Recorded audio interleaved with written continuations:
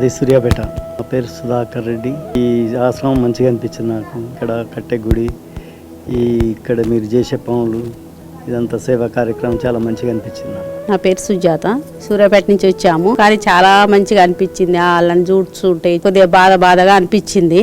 కానీ ఇక్కడ చేసే విధానం అంతా చాలా నీట్గా మంచిగా సక్సెస్ఫుల్ గా అనిపిస్తుంది. అసలు ఎక్కడ చూడలేదండి ఇంత నీట్గా, ఇంత మంచిగా ఉండటము.